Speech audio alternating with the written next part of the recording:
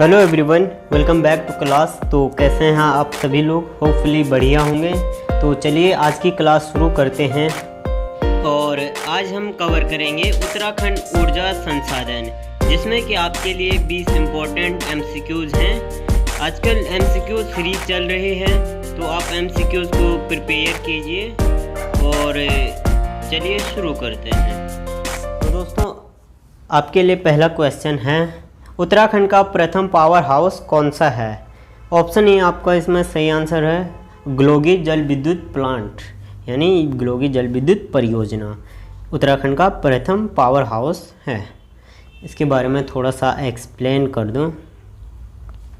Glögi जल विद्युत परियोजना 3.5 मेगावाट क्षमता वाली लघु जल विद्युत परियोजना की स्थापना मसूरी देहरादून मार्ग पर क्यारकुली व भट्टा गांव के मध्य की गई थी। इस परियोजना से विद्युत उत्पादन मई 1909 में शुरू हुई थी। यह मैसूर के बाद देश का दूसरा और उत्तर भारत का प्रथम विद्युत संयंत्र है। तो हम चलते हैं अगले क्वेश्चन पे। अगला क्वेश्चन है, उत्तराखंड जल विद्युत निगम लिमिटेड स्थापित कब हुआ था? ऑप्शन ए है 9 दिसंबर 2001, ऑप्शन बी है 9 नवंबर 2001, ऑप्शन सी है 9 दिसंबर 2002 और ऑप्शन डी है इनमें से कोई नहीं। तो इसमें आपका जो सही आंसर होगा वो होगा इनमें से कोई नहीं। ओके, क्योंकि यह कब हुआ था शुरू, उत्तराखंड जल विद्युत निगम लिमिटेड स्थापित कब हुआ था? तो ये जो स्थापित हुआ था वो हुआ था 1 अप्रैल 2001 को।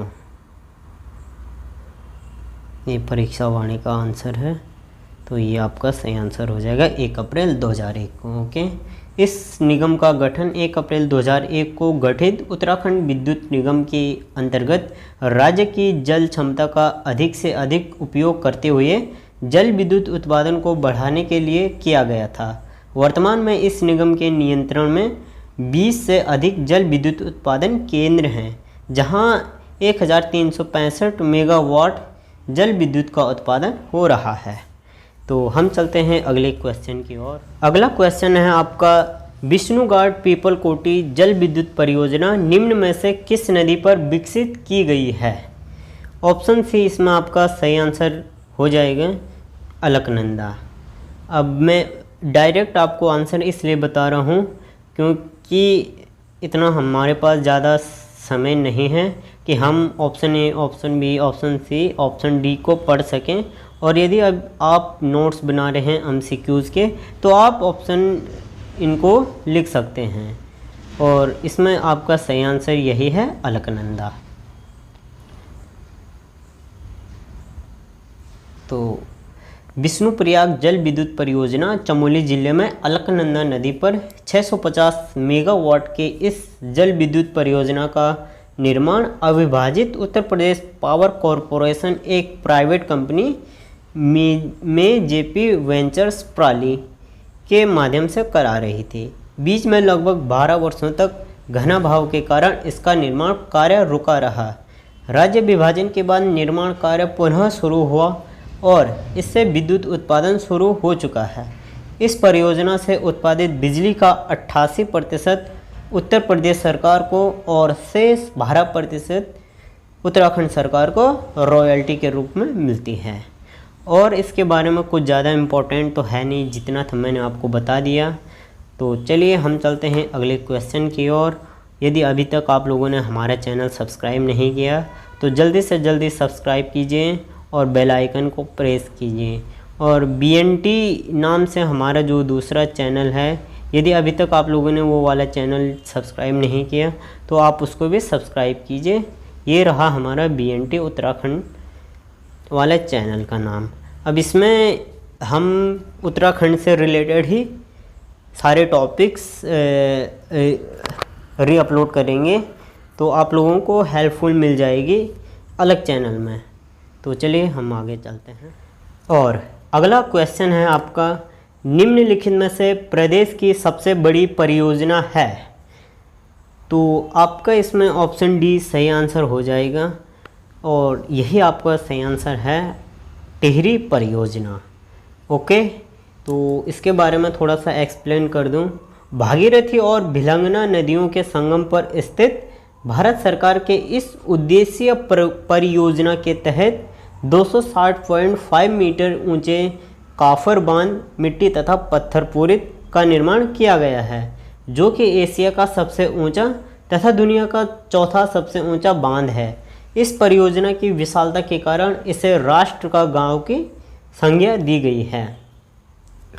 और हम चलते हैं अगले क्वेश्चन। अगला क्वेश्चन है, Tehri hydro electricals development corporation की स्थापना कब हुई थी? ऑप्शन सी इसमें आपका सही आंसर है वर्ष 1998 में। भारत सरकार एवं उत्तर प्रदेश सरकार का संयुक्त उपक्रम है THDC इंडिया लिमिटेड। विद्युत घटकों के लिए भारत सरकार एवं उत्तर प्रदेश सरकार के मध्य 75:25 के अनुपात में इक्विटी की असमभागिता है। कंपनी का गठन जुलाई 1988 में 2400 मेगावाट के टिहरी हाइड्रो पावर कॉम्प्लेक्स तथा अन्य जल विद्युत परियोजनाओं के विकास, परिचालन एवं अनुरक्षण के लिए किया गया था। तो आपका ये कंप्लीट हो चुका है और हम चलते हैं अगले क्वेश्चन की ओर। आपका अगला क्वेश्चन है, निम्नलिखित में से गलत युग्म का चयन कीजिए। यहाँ पे ऑप्शन पढ़ने की ज़रूरत है। टिहरी डैम भागीरथी और भिलंगना नदी पर बना हुआ है। ऑप्शन बी है किसाऊ डैम टॉन्स नदी पर बना हुआ है। Option C Koteshwar dam Saryu नदी पर। Option D Lakhwar dam Yamuna नदी पर। आपका इसमें जो गलत युग्म है वो है option number C Koteshwar dam Saryu नदी पर। कोटेश्वर डैम यह बांध जो है भागीरथी नदी पर बना हुआ है, कोटेश्वर डैम। ओके, आप नोट्स बना रहे हैं तो कोटेश्वर डैम यहाँ पे आपका सही आंसर है। तो इसके बारे में एक्सप्लेन करो। कोटेश्वर डैम या बांध भागीरथी नदी पर एक गुरुत्वाकर्षण बांध है जो टिहरी जिले में टिहरी बांध से 22 किलोमीटर नीचे की ओर स्थित है। कोटेश्वर बांध टिहरी जल विद्युत परिसर का हिस्सा है और सिंचाई के लिए टिहरी बांध की पूंछ को विनियमित करने और Tehri pump storage power station के निचले जलाशय का निर्माण करने का कार्य करता है।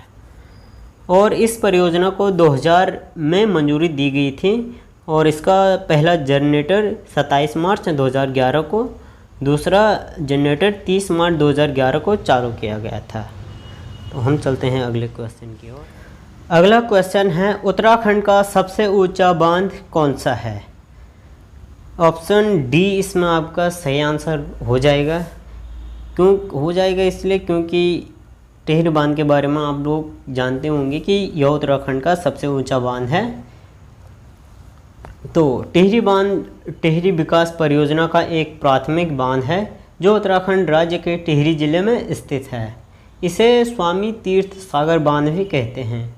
यह बांध हिमालय की 2 महत्वपूर्ण नदियों पर बना हुआ है। यह बांध गंगा नदी की प्रमुख सहयोगी नदी भागीरथी पर बनाया गया है। टिहरी बांध की ऊंचाई 260.5 मीटर है, जो इसे विश्व का चौथा सबसे ऊंचा बांध बनाती है। 260.5 मीटर इसकी ऊंचाई है। भागीरथी और अलकनंदा नदी के समीप ये बना हुआ है। ओके, तो हम चलते हैं अगले क्वेश्चन की ओर। अगला क्वेश्चन है, निम्न जल परियोजनाओं व नदियों में कौन सुमेलित नहीं है? ऑप्शन बी इसमें आपका सही आंसर है चीला परियोजना रामगंगा। चीला परियोजना रामगंगा नदी पर नहीं है क्योंकि वह गंगा नदी पर है। ओके, चीला परियोजना गंगा नदी पर है, रामगंगा नदी पर नहीं है। नो। ओके, तो हम चलते हैं अगले क्वेश्चन। अगला क्वेश्चन है, निम्न जल विद्युत परियोजनाओं व जिलों में कौन सुमेलित नहीं है? तो ऑप्शन सी इसमें आपका सॉरी। तो हम चलते हैं अगले क्वेश्चन पे, और अगला क्वेश्चन है निम्न जल विद्युत परियोजनाओं व जिलों में कौन सम्मिलित नहीं है। ऑप्शन पढ़िए ढालीपुर परियोजना टिहरी, ऑप्शन बी चीला परियोजना पौड़ी, ऑप्शन सी पत्थरी परियोजना हरिद्वार, ऑप्शन डी खटीमा परियोजना उधम सिंह नगर। ऑप्शन ए इसमें आपका सही आंसर आ जाएगा, यानी ये सम्मिलित नहीं है ढालीपुर परियोजना टिहरी, क्योंकि ये है देहरादून में। ढालीपुर परियोजना देहरादून में है, ये आपका सही आंसर आ जाएगा। आप नोट्स बना रहे हैं तो आप इसको नोट कर सकते हैं, देहरादून ढालीपुर परियोजना 1965 से 1970 यानी 1965 से 1970 तक यमुना नदी पर देहरादून में 51 मेगावाट क्षमता की इस परियोजना की स्थापना की गई थी। और हम चलते हैं अगले क्वेश्चन की ओर। अगला क्वेश्चन है राज्य की सबसे बड़ी जल विद्युत परियोजना है।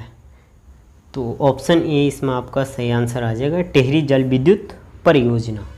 टिहरी जल विद्युत परियोजना के बारे में मैंने आपको पहले ही बता दिया था। तो अब चलते हैं हम अगले क्वेश्चन पे, क्योंकि इसके बारे में और कुछ ज़्यादा इम्पोर्टेंट तो है नहीं। तो दोस्तों यदि आप यहाँ तक पहुँच गए और अभी तक आपने चैनल सब्सक्राइब नहीं किया तो जल्दी से जल्दी सब्सक्राइब कीजिए और ये वीडियोज़ और ये क्लास अपने दोस्तों के साथ शेयर आगे। और अगला क्वेश्चन है राज्य की सबसे सर्वाधिक क्षमता वाली कृत्रिम झील है। ऑप्शन सी इसमें आपका सही आंसर है, कोठार में। राज्य की सबसे सर्वाधिक क्षमता वाली कृत्रिम झील है कोठार में। ओके, तो हम चलते हैं अगले क्वेश्चन की ओर। अगला क्वेश्चन है राज्य में उत्तर भारत की प्रथम जल विद्युत परियोजना बनाई गई है। ऑप्शन ए आपका सही आंसर है, देहरादून में। राज्य में उत्तर भारत की प्रथम जल विद्युत परियोजना बनाई गई है देहरादून में। अगला क्वेश्चन है उत्तर प्रदेश सरकार की 400 मेगावाट की विष्णुप्रयाग जल विद्युत परियोजना चमोली जिले में किस नदी पर है। और इसमें जो आपका सही आंसर है वो है ऑप्शन नंबर सी, अलकनंदा नदी पर। विष्णुप्रयाग के बारे में हम डिस्कशन कर चुके हैं। तो चलिए आगे अगले क्वेश्चन की ओर। अगला क्वेश्चन है जोशियारा से धरासू तक विद्युत परियोजना हेतु जल ले जाने के लिए निर्मित 16 किलोमीटर लंबी भूमिगत सुरंग स्थित है। ऑप्शन बी भागीरथी नदी पर आपका ये सही आंसर है, ऑप्शन बी भागीरथी नदी पर जोशियारा से धरासू तक विद्युत परियोजना हेतु जल ले जाने के लिए 16 किलोमीटर लंबी भूमिगत सुरंग स्थित है। अगला क्वेश्चन है राज्य में दूसरे राज्यों या केंद्र द्वारा स्थापित जल विद्युत परियोजनाओं से रॉयल्टी के रूप में कितना विद्युत मिलता है। ऑप्शन बी 12%, इसमें आपका सही आंसर हो जाएगा, और 88% यूपी गवर्नमेंट को।